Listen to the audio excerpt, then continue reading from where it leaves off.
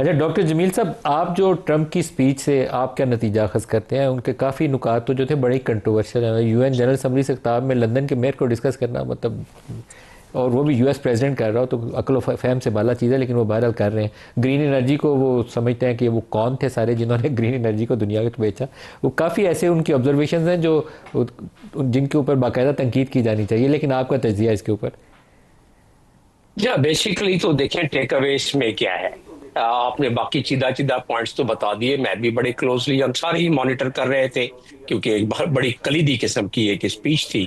تو اس میں ٹیک اوے یہ معلوم ہوتا ہے کہ 29 تاریخ کو جب نیتنیاہو وائٹ ہاؤس میں ملیں گے ٹرمپ سے، اس وقت تک جو ان کا مقصد ہے وہ حاصل کر لیں گے۔ مطلب وہ نیست و نابود جو انہوں نے کرنا تھا آخری مرحلے میں ہے، غزہ کو نیست و نابود کرنے میں اور حماس کو ایلیمینیٹ کرنے میں، بس لگتا یہی ہے کہ ہماری نظروں کے سامنے ان چیخوں اور پکاروں اور ان آہوں اور سسکیوں، بچوں کے، بوڑھوں کے اور عورتوں کے، وہ دنیا پوری دیکھتی رہی۔ اور آج تو یہاں تک بھی کہہ دیا ڈونلڈ ٹرمپ نے کہ جو ممالک جو اس کو اسرائیل کو ریکگنائز کر رہے ہیں، پہلے تو کل انہوں نے کہا تھا کہ یہ صرف نمائش سے زیادہ کچھ نہیں اس کی اہمیت، اور آج انہوں نے کہہ دیا جو اس کو ریکگنائز کر رہے ہیں وہ در حقیقت حماس کو دوام بخش رہے ہیں۔ اور پھر انہوں نے وارننگ بھی دے دی کہ 38 کے 38 آپ ڈیڈ باڈیز بھی ریلیز کریں اور تمام آپ ہاسٹیجز کو چھوڑ دیں انکنڈیشنلی۔ حالانکہ یہ امریکہ ہی تھا جس نے کہ 3 فیز کی سیز فائر کو اپروو کیا، جو کہ 2 ہفتے تک چلا، اور اس کے بعد پھر اسرائیل نے اس کو مٹی میں ملا دیا۔ تو یہ ایک تو ٹیک اوے یہ ہے کہ غزہ گیا، اور وہ جو ریویریا آف مڈل ایسٹ کا سلسلہ ہے وہ یا تو وہ ہو جائے گا، یا آج 2:30 بجے جو واشنگٹن ٹائم کے مطابق جب ملیں گے سربراہان عرب کے، اور اس میں دوسری میٹنگ میں پاکستان بھی شامل ہوگا اس میں، جو کہ اس میں کافی چیزیں ایسی ڈسکس ہو جائیں گی کہ اب وہاں کنٹرول کس کا ہوگا۔ محمود عباس کے ایک کل بیان میں جو انہوں نے ایڈریس کیا کل، تو اس میں ویڈیو لنک پر، تو اس پہ انہوں نے اندیا دے دیا کہ حماس کو چاہیے کہ وہ ہتھیار پیلسٹینین اتھارٹی کے سامنے ڈال دے۔ پیلسٹینین اتھارٹی بیچاری کیا ہے اتھارٹی؟ وہ دراصل اسرائیل اتھارٹی ہے، تو اس کے سامنے ہتھیار ڈال دیں۔ تو ابھی دیکھیں آنے والے یہ 6 دن بہت ہی اہم ہے، 29 تاریخ تک یہ فنشنگ اسٹیج پہ آ جائے گا، اور آج محسوس ہوتا ہے کہ وہ فیصلہ ہو جائے گا کہ غزہ میں اس کے بعد، حماس کے بعد، اور یہ جو اس وقت وہ ٹینک مزید بڑھتے جا رہے ہیں، اور آج ایک اور بٹالین انہوں نے لگا دیا ہے اس جینوسائیڈ اور ایتھنک کلینزنگ کے لیے، تاکہ پورا مکمل قبضہ ہو جائے۔ 67 میں کیا، 48 میں کیا، اور 29 سے پہلے باقی بھی فلسطین کا وہی حال ہوگا جو سے پہلے۔ تو یہ تو بات ایک ٹیک اوے یہ ہے۔ دوسرا ٹیک اوے یہ ہے کہ ایران پر دوبارہ حملہ ہو سکتا ہے میرے تجزیے کے مطابق، اور ان کے الفاظ کو اگر میں بین السطور میں اگر میں اس کا تجزیہ کروں تو ڈونلڈ ٹرمپ کا تھوڑی دیر میں اس کو ایکسپلین بھی کر دیتا ہوں۔ اور تیسری اگر ایران نے جے سی پی او میں دوبارہ ان کے ٹرمز اینڈ کنڈیشنز پہ، یعنی امریکہ کے ٹرمز اینڈ کنڈیشن پہ، باقی P5+1 تو ہے ہی ہے، ان کے کنڈیشن پہ اگر اتفاق نہ کیا تو پھر دوبارہ بھی یہ ہو سکتا ہے۔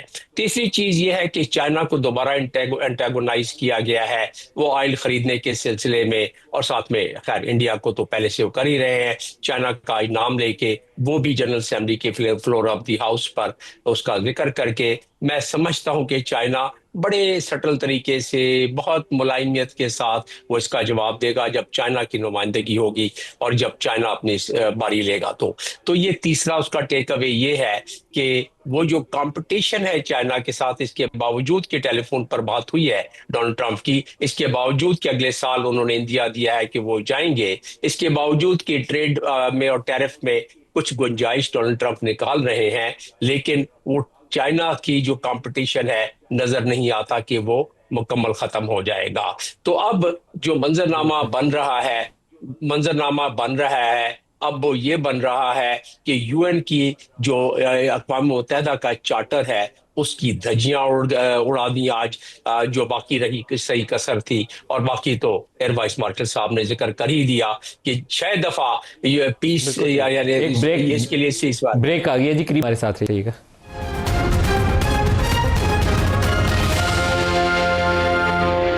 پروگرام میں دوبارہ خوش آمدید کہتے ہیں. ٹرمپ کے آنے کے بعد یا ان کی جس طرح سے فورن پالیسی وہ چلا رہے ہیں اس سے ایک چیز واضح ہے کہ جو رول بیسڈ ایک دنیا چل رہی تھی وہ اب آئندہ آنے والے دنوں میں مہینوں سالوں میں وہ چلے گی نہیں, بلکہ وہ یہ ہوگا جس کی لاٹھی اس کی بھینس کہا جاتا ہے نا اردو میں ہم کہتے ہیں, تو ٹرمپ بھی اسی انداز میں چلائیں گے.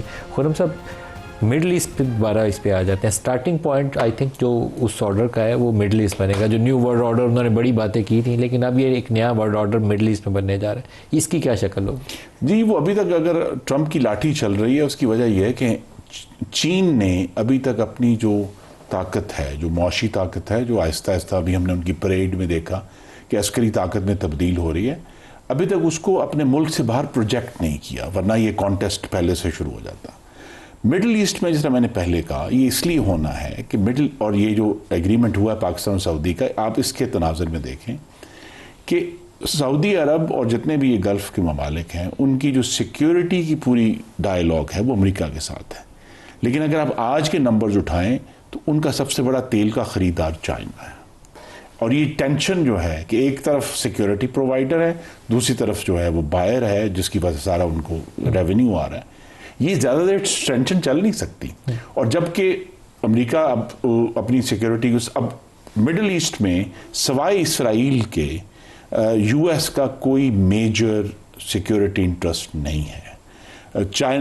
ایران کے اوپر جو ہے وہ کہتے ہیں, لیکن ایران کا بھی ایشو اصل میں تو اسرائیل کے ساتھ ہی ہے. لیکن اسرائیل کو اس علاقے میں ایک تھانے دار کے طور پر قائم رکھیں گے اور توانہ رکھیں گے, جو سیریا کے بھی کچھ حصے کھا چکا ہوگا, فلسطین کو پہلے اس کے قبضہ کر کے بیٹھا ہوا ہے, لبنان اور جارڈن کو بھی انڈر تھریٹ رکھے گا. اور اس سے مجھے میں یاد آیا کہ ان کی یہ خواہش آج سے 25 سال پہلے ہندوستان کے بارے میں بھی تھی, لیکن ہندوستان اس پہ پورا نہیں اترا, اور اسی لیے ہم برہمی کے اثرات آج کی تقریر میں بھی ہم نے دیکھے ہیں کہ ہندوستان کا نام لیا کہ جی آپ نے رشیا سے تیل خرید رہے ہیں, اور پھر انہوں نے کہا جی میں نے جنگ بند کروائی ہے. آپ دیکھیے نا کہ یہ بھی ایک آئرنی ہے, ایک سنگین مذاق ہے, جیل مارشل صاحب نے اس کے طرف اشارہ بھی کیا کہ ہندوستان پر ٹیرف لگے ہیں, چائنا پر ابھی تک نہیں لگے. چائنا کو تو لہٰذا ٹرمپ جو ہیں وہ خود بھی ایک بغیر کسی اصول کے طاقت کے اوپر عمل پیرا ہیں, اور جب دوسری طرف بھی کچھ زیادہ طاقتور آئے گا تو وہ بھی پیچھے ہٹتے ہیں. یہ بھی ہمیں سمجھ آ گئی. تو لہٰذا یہ جو کانٹیسٹ ہے یہ آج سے کوئی 100 سال پہلے ہم کہہ سکتے ہیں کہ پہلی جنگ عظیم سے پہلے کی دنیا جو ہے وہ واپس آئی ہے. بالکل درست کہا میرے بھائی مصطفیٰ نے کہ اٹس اے ہابزین ورلڈ, جس میں یا منیکین ورلڈ ہے جس میں کوئی اصول نہیں ہے, طاقت اصول ہے, اور جو اپنی طاقت کی وجہ سے کچھ ملکوں کو ساتھ میں لا پائے گا وہ اپنی طاقت بڑھا لے گا, اور جو پروجیکٹ کر پائے گا وہ اپنی طاقت بڑھا لے گا. اور اسی لیے اس میں اس ساری جو نئی دنیا ایک بے اصول کی دنیا ہے اور طاقت کی دنیا ہے, پاکستان اور سعودی عرب کا جو ایگریمنٹ ہوا ہے وہ ایک انتہائی اہمیت کا حامل ہے. مصطفیٰ صاحب جو گریٹر اسرائیل والا منصوبہ ہے اور اس کے ساتھ جو ابھی کرنٹ سچویشن ہے گراؤنڈ کے اوپر وہ قبضہ کر رہا ہے, اور دوسری طرف سے امریکہ اسی کے ساتھ کھڑا ہے, جو جا رہے ہیں اسی کے ساتھ وہ کھڑا ہے, تو آپ کو اس مڈل ایسٹ کی صورتحال کیا نظر آتی ہے؟ ملک صاحب جو سب سے پہلا ابھی جو چیلنج امیڈیٹلی ہمیں نظر آ رہا ہے, جس طرح ابھی امبیسڈر صاحب نے بھی اس کی طرف اشارہ کیا, وہ ہے اینیکسیشن آف غازہ. یہ امیوننٹ ہے. انہوں نے وہاں سے پوری جو پیلسٹینین پاپولیشن ہے غزہ سے انہوں نے وہ ایکسپیل کرنی ہے. اب ایکسپیل کر کے انہیں آپ نے اس ایریا کو بھی اینیکس کرنا ہے, تو انہوں نے جانا کہاں ہے؟ انہوں نے ارد گرد کی, اور وہ اپنی جگہ اپنا ملک چھوڑنے پہ تیار نہیں ہے, اسی لیے تو وہ اتنی زیادہ جانوں کی اپنی قربانی دے رہے ہیں. تو یہ اینیکسیشن جب انہوں نے کرنی ہے تو جو مڈل ایسٹرن کنٹریز ہیں ان ساروں کے لیے ایک بہت بڑا چیلنج ہے کہ ابھی گولان ہائٹس کی اس نے اینیکسیشن کی, وہ اگر مزید ٹیریٹری اینیکس کر رہا ہے, پیلسٹینین ٹیریٹری اینیکس کر رہا ہے, تو where will it stop؟ اور جو اس کو روکنے کے میکنزمز تھے وہ تو آلریڈی فیل ہو گئے. اور ایک ہسٹوریکل اور ایک ریلیجس کنوکشن ہے اسرائیلیز میں, ایک گریٹر اسرائیل کی, یہ ان کی ریلیجس کنوکشن ہے. اس کے میپس ہیں باقاعدہ ڈرا کیے ہوئے ہیں جی, جس طرح اکھنڈ بھارت ہے. تو اس صورتحال میں اپنے دفاع کا کیا بندوبست کر سکتے ہیں؟ اس کے لیے تو آپ کو پھر یہ ضروری ہے کہ جو جس طرح کی ارینجمنٹ کی گئی اور پھر باقی ممالک کو بھی اس میں شریک ہونا چاہیے. میرے اپنے خیال میں اٹ مائٹ بی بگننگ, اور شاید نہ بھی ایک بگننگ ہو, لیکن اسی طرح وہ چھوٹی عرب ریاستیں شاید اس پوزیشن میں نہیں ہیں کہ لیکن یورپین یونین کی جو ابتدا تھی بیک ان 1967 وہ ایک کول مائننگ ایگریمنٹ تھا جو چند ممالک کے درمیان ہوا تھا، جرمنی، فرانس اور ایک دو اور ممالک. تو اس کول مائننگ سے بڑھتے بڑھتے بڑھتے وہ ایک اتنا بڑا یورپین یونین بن گیا، ایک اکنامک بلاک بن گیا. تو پرہیپس اٹس اے بگننگ. جو باقی آپ کے سارے جو ایگزسٹنگ انسٹیٹیوشنز تھے، فار ایگزامپل OIC، وہ دنیا کے تو آپ چھوڑیں، جو ہم نے خود ریجنلی اسٹیبلش کیے ہوئے تھے، جس طرح GCC تھا. اب GCC بھی کہتا ہے گلف کا جو آپس میں ان کا ایگریمنٹ ہے گلف کنٹریز کا، قطر کے حملے کے بعد سب حیران تھے کہ کیا کریں. OIC ایک ٹوتھ لیس آرگنائزیشن. آئیڈلی سعودی عرب پاکستان کے ساتھ آپ کو ترکی اور چائنا کا ان فیوچر دیکھنا چاہیے. یہ ایک کوئی بگننگ ہو to make it meaningful, to make it meaningful. اور وہ اس بگننگ میں ہم جہاں پر اپنی اس سیکیورٹی کو انشور کرنے کے لیے کنٹریز مائٹ کم ٹوگیدر، وہاں پر جو سینٹرل چیز ہے ملک صاحب وہ یہی ہے کہ ہم نے اپنی پاپولیشنز کو علم، تحقیق اور سائنس کی طرف لگانا ہے. سینٹرل چیز یہ ہے. اب آپ کے پاس وہ ٹائم ویسٹ کرنے کا نہیں ہے. آپ کے پاس اگر وسائل ہیں جن ممالک کے پاس، ان کو اس کی طرف لگانے پڑیں گے، اور جن کے پاس نہیں ہے ان کو شد و مد سے اپنے معاملات درست کر کے اس ڈائریکشن میں جانا پڑے گا. کچھ تو کریں اور اپنی انٹرنل فالٹ لائنز کو بھی ان تمام ممالک کو. ایئر مارشل صاحب، یہ انہوں نے جس طرف نشاندہی کی ہے آپ کو ایران کے اوپر جو اسرائیل کا حملہ تھا، اس میں بھی دیکھیں کہ امپورٹنٹ فیکٹر نیوکلیئر تھا، اور ٹرمپ نے آج اپنی اسپیچ کے اندر بھی اس کو دوبارہ دہرایا. ہاؤ امپورٹنٹ یہ فیکٹر جو ہے نیوکلیئر والا یہ آئندہ آنے والے سالوں میں بننے والا ہے؟ کیونکہ جو ہماری سعودی عرب کے ساتھ پیکٹ ہے اس کی تفصیلات میں جاؤں گا نہیں، کیونکہ یہ بڑا نازک کا معاملہ ہے. کوئی اسٹیٹمنٹ ایسی نہیں میں چاہتا پروگرام سے آن ایئر جائے. لیکن مڈل ایسٹ کی صورتحال میں پاکستان سعودی عرب کا اتحاد، یہ معاہدہ کتنا رول پلے کرے گا؟ دیکھیں ملک صاحب، بالکل انہوں نے صحیح فرمایا کہ ہر دور میں پار پروجیکشن کے یا پار کے تھرو سیکیورٹی کی ایشورنس کے کچھ ویپنز ہوتے ہیں، اور آج کے دور کی ریالٹی جو ہے وہ نیوکلیئر ہے. وہ امرجنگ ٹیکنالوجیز ہیں جس میں خاص طور پہ سائبر سپیس ہے، اور پھر وہ ویپن سسٹمز ہیں یا پلیٹ فارمز ہیں جو اس کو کیری کریں گے، جس میں ہمارے تناظر میں ہم میزائل ٹیکنالوجی کہہ سکتے ہیں.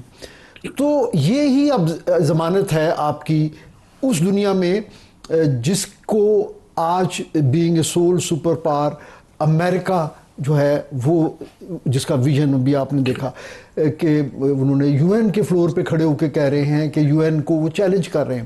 ان سے یہ پوچھا جانا چاہیے کہ یونائٹڈ نیشنز کو جو ہے ڈسیبل کرنے میں یا مارجنلائز کرنے میں سب سے زیادہ رول کس کا ہے؟ امریکہ کا ہے. سب سے زیادہ ویٹو، دیکھیں جتنی بھی سیکیورٹی کونسل میں قراردادیں پیش ہوتی ہیں وہ دنیا میں کہیں نہ کہیں کسی مظلوم کی مدد کے لیے ہی ہوتی. سب سے زیادہ ویٹو کس نے استعمال کیا؟ لیکن مارشل صاحب جو ملٹی لیٹرلزم ہے ابھی بھی کیا، ملٹی لیٹرلزم جو ہے وہ اب ڈیڈ ہے. وہ اس کی ایگزسٹنس ٹرمپ کی یہ ریسنٹ سپیچز کے بعد اس کی ایگزسٹنس باقی نہیں رہی. لیکن دیکھیں ابھی بھی بہرحال ایک چیز جو میرے خیال میں الارمنگ ہے یا کنسرن ہے، آلدو یونائٹڈ اسٹیٹس جو ہے وہ ایک ریسیڈنگ سپر پاور ہے، لیکن ابھی بھی دنیا ملٹی پولیرٹی کی طرف جا رہی ہے، بتدریج جا رہی ہے. کتنا ٹائم لگتا ہے اس کا کوئی تعین نہیں کر سکتا. تو اس لیے وہ اس ریسیڈنگ پاورز کے ساتھ بھی، یا ان کی جو ریزیڈول پاور رہ بھی جائے گی اس کے ساتھ بھی، وہ آخری اگر انہوں نے دفاع کرنا ہوا تو وہ اسرائیل کا کریں گے.